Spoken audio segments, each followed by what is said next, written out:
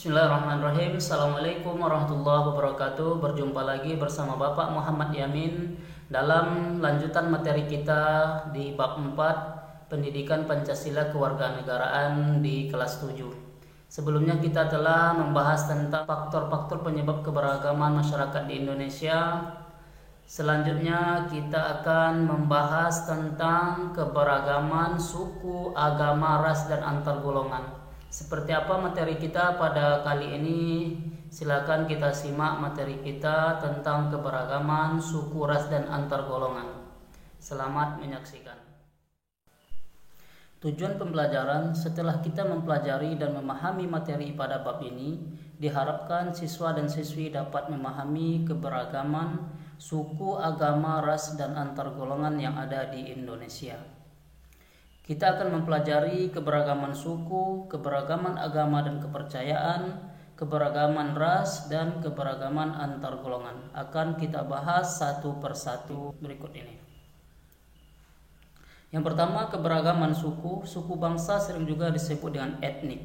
Kucoro Diningrat, suku bangsa berarti sekelompok manusia yang memiliki kesatuan budaya yang terikat oleh kesadaran dan identitas tersebut.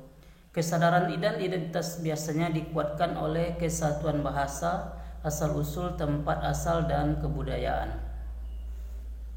Adapun ciri-ciri mendasar yang membedakan suku bangsa satu dengan yang lain, yang pertama bahasa daerah, adat istiadat, sistem kekerabatan, kesenian daerah, dan tempat asal.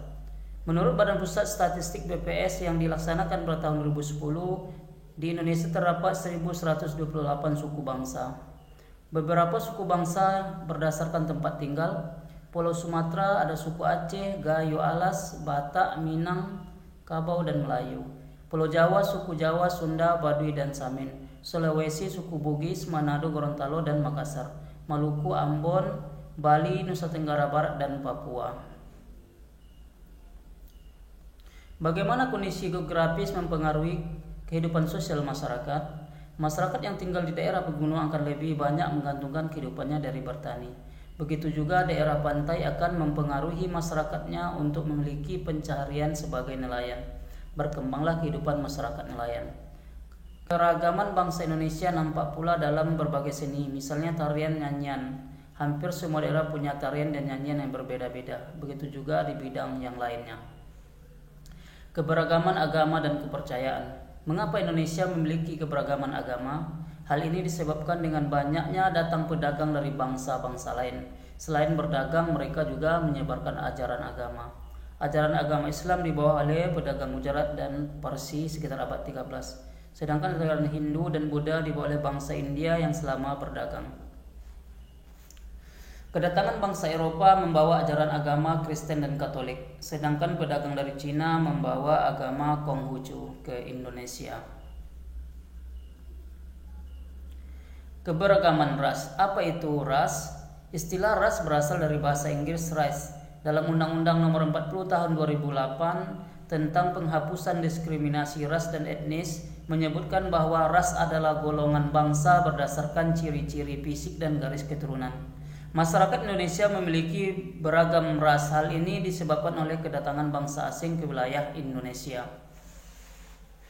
Beberapa ras yang ada dalam masyarakat Indonesia antara lain ras Malayan Mongoloid yang ada di Sumatera, Jawa, Bali, Nusa Tenggara Barat, Kalimantan, dan Sulawesi. Selanjutnya ras Melanesoid yang mendiami daerah Papua, Maluku, dan Nusa Tenggara Timur. Ras Asiatik Mongoloid orang Tionghoa, Jepang, dan Korea. Ras Kaukasoid yaitu orang India Timur, Tengah, Australia, Eropa, dan Amerika. Selanjutnya, keberagaman antar golongan. Manusia hidup bukan hanya dalam keberagaman suku, agama, dan ras, tetapi juga dalam keberagaman masyarakat. Struktur masyarakat Indonesia menurut Syarif Muiz 2008 ditandai dua ciri. Secara horizontal ditandai oleh kenyataan adanya kesatuan sosial berdasarkan perbedaan suku, agama, adat istiadat. Secara vertikal ditandai dengan adanya lapisan atas dan lapisan bawah yang cukup tajam dalam masyarakat Indonesia.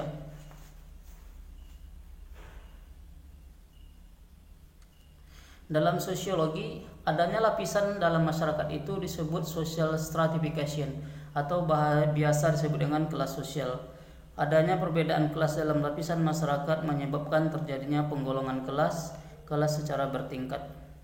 Keberadaan golongan-golongan dalam masyarakat akan menyebabkan terjadinya konflik.